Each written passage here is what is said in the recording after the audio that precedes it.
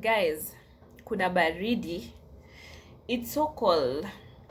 So wacha niwape mshene. So there's this guy. Oh, we are in episode 3 of In This Pool of Dating. So there's this guy. His name was Dr.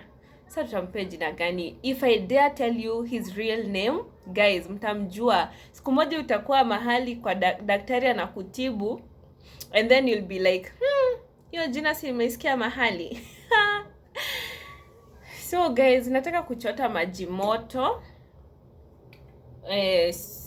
kwa sababu it's so cold. At least nifanye hivi nisikie joto kidogo, because I don't want to put on a sweater on these on top of these outfits. That's why. Sasa my doctor siwezi wape jina, but hiyo jina ni very interesting. Alikuwa anajiita Dr. Chacha. Ni majina mbili zimeanza na ch. Sasa najaribu kutafuta jina yenye imeanza na ch. Dr. Acha tu tumuite Charles Namanga kwa sababu Namanga si ni boda ya Kenya na TZ, because I thought that relationship was going somewhere, lakini it turned out we were going nowhere. Let me get some water.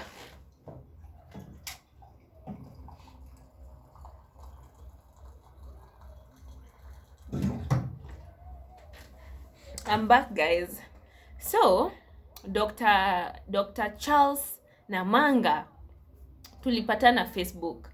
So this guy liked sent me a friend request, then akalike picture karibu 5, and immediately he came to my DM and he introduced himself. He was so polite and I thought, oh my god, this guy. Then kuangalia tu mapicha zake nini, I could tell this is not a young guy. This is someone who looks like he has a family. But then again, mimi siambiangi mwanaume ati you have a family, don't hit on me. So you know you have a family. You are not supposed to be in my DM if you have a family. So if you come, I will entertain you because I'm single. So sinanga morals, by the way. Morals on one side. I don't have morals. Hata mimi, when I get married and my boyfriend decides to go hitting on other women, that's on him. That's on him. If he doesn't know he has a family, I am not there to remind him or to take to guard someone kama dogi ati, so that no. If you feel like you want to hanya and you have a family, that's on you. So this guy looked like he has a family. Like, definitely he was not a young guy. But then I entertained him because of how he approached me. He was very mature. I would love to know you. When are you available for dinner? My type. That's how you approach me. Like the queen I am, period. So this nigga, we exchanged numbers and he called me. Not immediately, but the next day. The next day, this guy called me.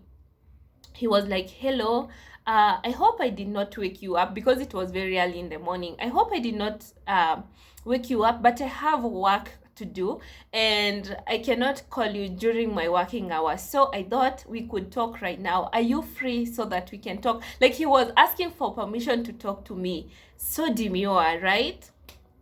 So we talked and he asked me for a date and I was like, okay. So, and the voice too was so mature, nikajiambia hapa mimi na kuangukia nimeangukia. So one time he asked me if we can have dinner and I said yes.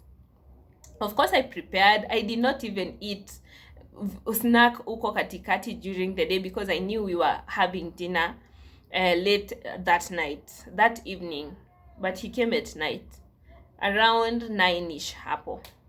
So this guy kwenye naishi na Thika Super Highway, it's not far, and on that day it was raining. He missed nini inaitwa aje, alimiss turn ya kukam kwangu, so he was on the main road, ile barabara yenye you are not supposed to park. So he told me, you'll have to come stand here so that nisimame kama umeingia katumeenda. So guys, we went to Ashaki.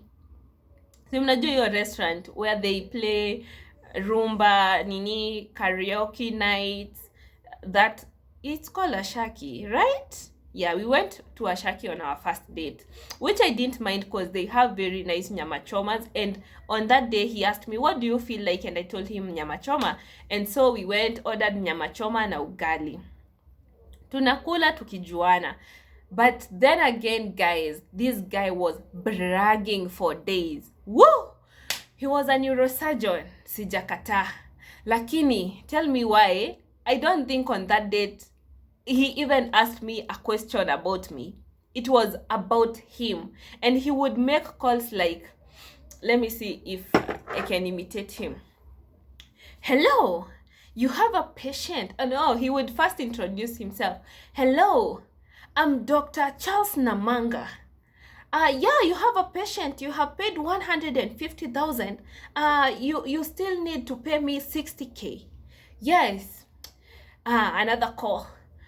Hey, he was talking money, you know, and mimi hakuna kitu inakwanga turn off kama a guy who is talking big figures, ni kuongea kuhusu do, like, bro, I don't care. I don't give two hoots. Najua you want to impress me so bad, but it's not like that. Not like that. Use money on me. I like dudes who use money on me. Unaona kama hiyo 150K unakuja unaniambia, and take this 150K, do this and this. That will impress me. Lakini pesa haiko kwa mkono yangu. Money that's not on my hand. Money that's not in my M-Pesa will never impress me. So alikuwa ananibo. Alianza tu kunibo from hapo. Then he was like, I had this ex. We talked about his exes. Kutoka wa primary, wa sijui mpaka wa wapi. We talked about his exes. It was about him. He was just talking about him and his business and his endeavors and what he wants to do and his hospital and how many houses he has. So this is the gist, guys.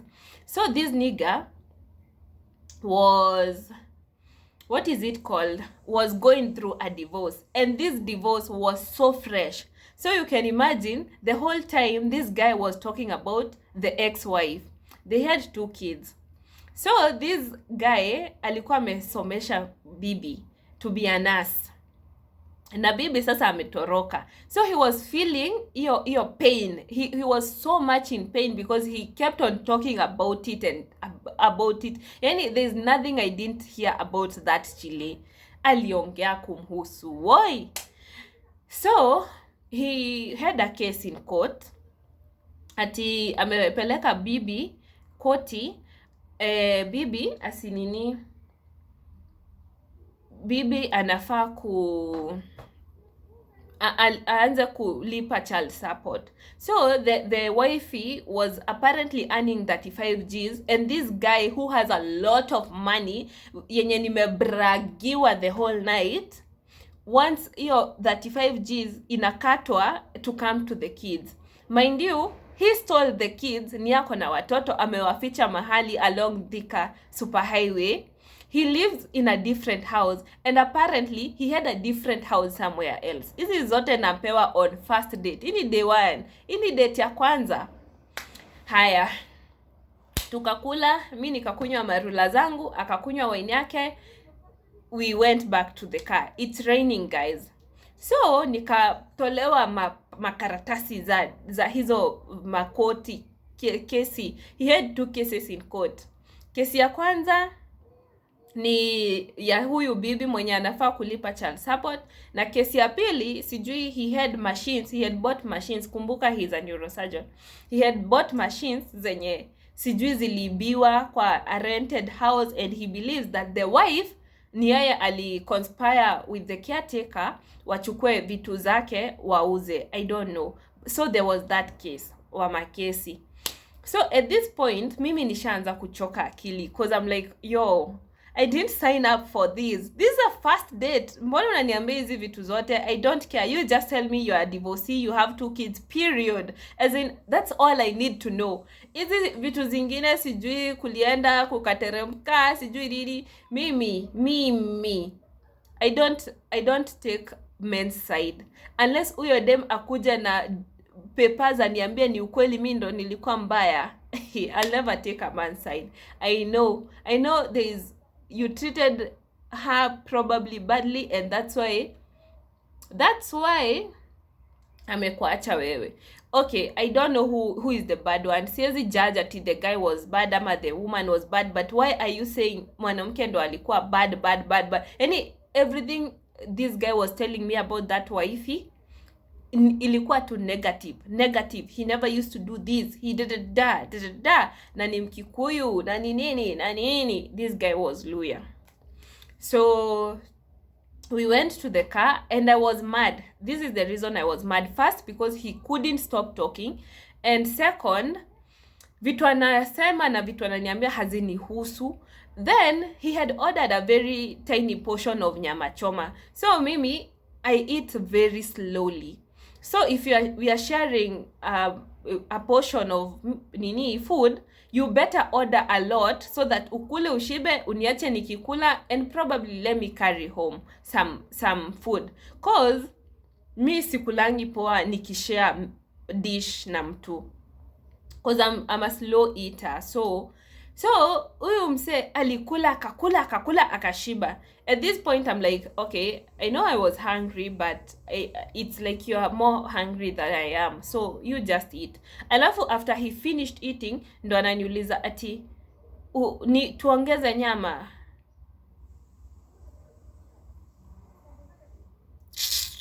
Nonsense.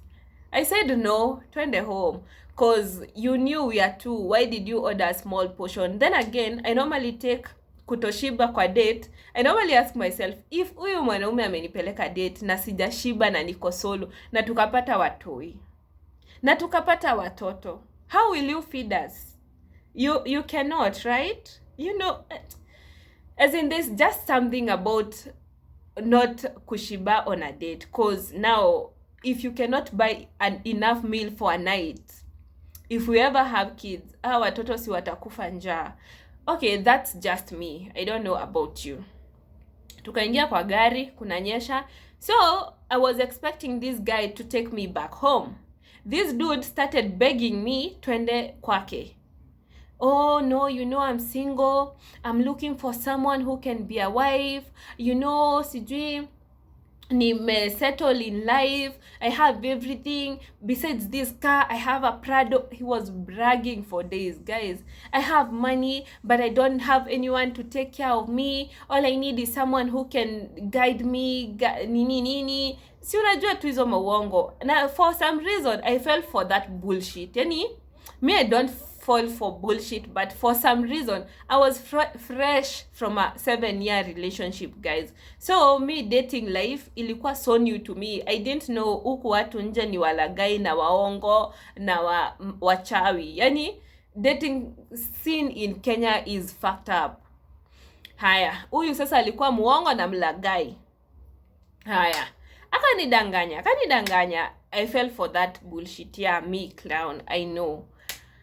Akaniambia twende kwake. Sisi hao. Then he, listen to me. This is the reason I accepted to go to his place. He told me, don't worry, I won't touch you.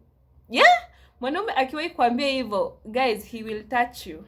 He will touch you, and not only touch you, he will touch even your nervous system. Yani, he will touch everything in you. Yani, anyway, huzi, we live and we learn. Never again. Wewe, mimi. Hey, never again. So, tukapanda gari. Sisi mpaka kwenye he used to live. He was living in an estate, a very nice house. And I noticed that everything is new in that house. So, huyo mwanaume alikuwa anaishi solo.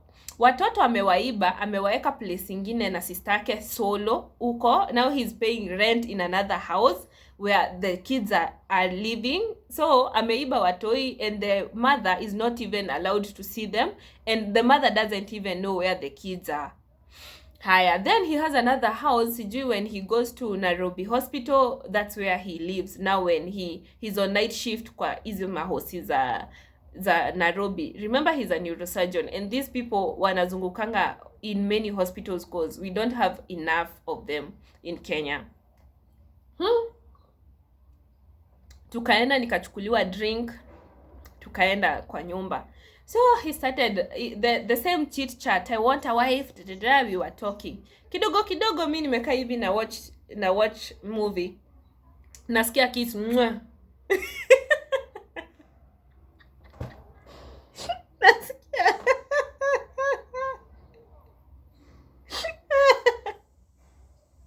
Nasikia mtu amenikiss. Mimi niko rada.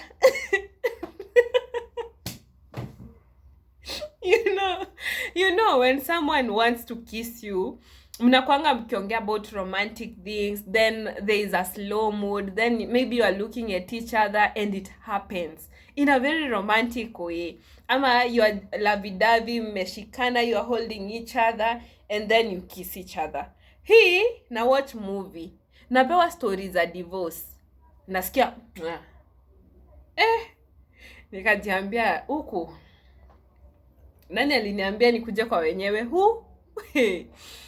Haya, mimi nika-assume, bado nikaendelea kuwatch movie nikisip drink yangu. Kidogo tena nasikia We are talking about TikTok. We are talking sijui venye nitamfunza ku create content on TikTok. You know he's a doctor and now being a doctor is too much on him. He wants to be a content creator. He loves dancing. Now mi nafaa kumfunza. Tunaongea story kama hizo nasikia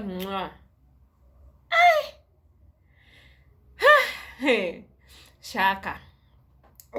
So this guy went to shower. Mimi nikiwa kwa wenyewe, I don't shower in men houses. I don't know why. At a hoteli, I rarely shower.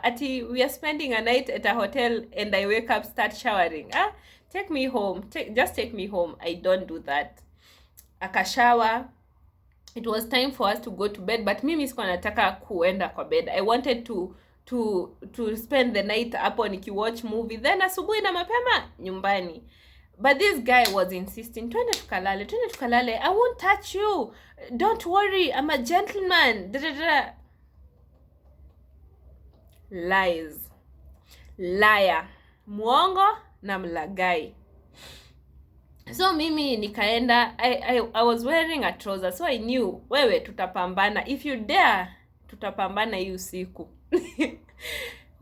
Guys, we went to sleep. Tell me why this guy had boobs bigger than life. Like, he had big boobs kuniliko. He had man boobs. And I thought, okay, sasa besides the fact that we are dealing with divorce, we are dealing with now tutadil pia na boobs. Nikasema sawa basi tulale.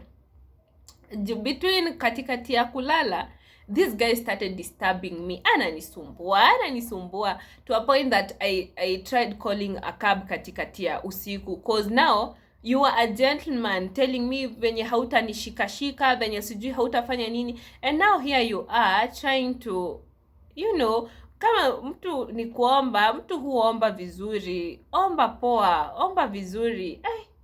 Mimi sijui wanaume uko aje. Siwezi kosa kukupea. Hii kitu haishangi, si sabuni. You just know how to ask for it. Hii kunidanganya, wewe ni muongo na unataka that's raping me. You want to rape me. You want to rape me because I trusted you. Nonsense. Tukasumbuana hiyo usiku, finally the dude was like, okay, sijui nini, tulikosana. At some point nililala kwa kiti, amelala kwa bed. Akaenda akalala kama 3 hours, akarudi akaanza kunibembeleza. It's almost sasa asubuhi cause alificha key. I had called an Uber and I wanted to go home. He was like, sijui, if someone rapes you out there, it will be my responsibility, and you know I'm a big guy. Sikuambia kitu. Alikuwa pia anasimama kwa MP. Akasimama kwa kitanda akaanguka tu kwa hiyo bed. He was an aspiring MP. He was in the political game. there was that too. So nilikuwa najua in case I disappear, you know where to find me. Wakiangalia tu hiyo number, they'll find him. He is someone who is known, so they would have found him. Mi nikalala kwa kiti, akalala kwa bed, akachukua kia mlango akanifichia, because I wanted to go home at night. Guys, mimi nakwanga drama. I'm very dramatic, very dramatic. Drama is me and me is drama. So in the morning aka apologize, no, you know it was not supposed to be like that. I'm looking for someone serious. Nyef. At this point nimechoka na yeye, nimechoka, nasikia tu nimpige makofi, ni sijui yani. So tukatoka kwa nyumba yake, akanipeleka hosi yake. We spent that morning hosi akinionyesha around, akiniambia sijui, if you become my wife, this is the life you will be living. This is the life you'll be living, you know, nyef. Huh? He dropped me kwangu, akaniekea tu pesa, akaniekea 3k kwa simu. 3k, and throughout the night, throughout the date, he was talking big money, big cash, big sijui what. Nikaambiwa go make your hair. Nilikuwa na nywele mbaya. He said go make your hair, and I was like okay. I was expecting hata hair ni 20 G's. Akaniekea 3k. Nikajiambia ni sawa. That was that day. So he continued calling, akiniambia you are a good girl, I want to make you my wife. Ha, tukaenda date tena. This time round nilijipeleka, sikutaka kukujiwa. Hii story ya kukujua sasa ilikuwa inaanza kuwa we are not respecting each other's boundaries. That is not what we were supposed to be dealing with. We're supposed to be dating vizuri kama watu wako na akili timamu, lakini wewe umeanza kuleta mchezo kwa hii dating site. Kwa hii dating, inaitwa dating field. Tukaenda another date. This one was a dinner date now, bado ingine. So we are talking there and he was apologizing. Namuuliza, why did you try to do that while you had told me you are not going to attempt to do anything? Ananiambia, you know you are beautiful, no man can resist you. See, I'm not hearing about it. Kidogo guys. Wacha aite waiter after tushamaliza kukula. Wacha asimamishe waiter hapo karibu 1 hour akimpea lecture just because he is tipping him. Like, karibu nifuate huyo waiter nimuuliza, kwani umepewa do ngapi? Cause huyo mse alikuwa anaongea mingi. Alimuongelesha mingi. Anamuongelesha ati you see, kudate msichana kama huyu lazima ukuwe na pesa. These women cannot accept you if you don't have money. Hiyo ndo conversation waiter anapewa. Yaani mimi niko hapo sasa, niko hiyo inahusu aje waiter? Mind you kamesimama hapo, unamchosha. Kwani unampea pesa ngapi? He has to endure. Kidogo akapea mpaka waiter ati doza dem mwingine ati apelekee huyo dem mwenye hata haja to serve. Ati anytime I normally come here I tip them. And I was like, bombastic side eye. Una tip aje dem mwenye hata si ame to serve? Ati take this money to her. Okay guys, I'm for tipping waiters and I'm for being respectful and all, but this girl si ame to serve. Why is she being tipped? So you normally tip her every time you come here. Watu sio wajinga bwana. Huyu chali akaongeleshwa. Me, by the way, I was so tired. This guy started convincing me ati twende sasa tena na yeye. Twende na wewe ndo sasa unirape ya for good, for real this time round. I was like, no, I'm going to my house. And he was offended. He didn't even drop me. Aliniambia, okay, chukua Uber. Akanitumia 500 guys, a whole neurosurgeon. 500. Akaniambia, okay, if you're going home, we chukua Uber, mimi nitaenda nyumba yangu ya Nairobi. I was like, kameumana, kamekasirika, kameboeka na mimi. kanataka kulia. Saa tutadu.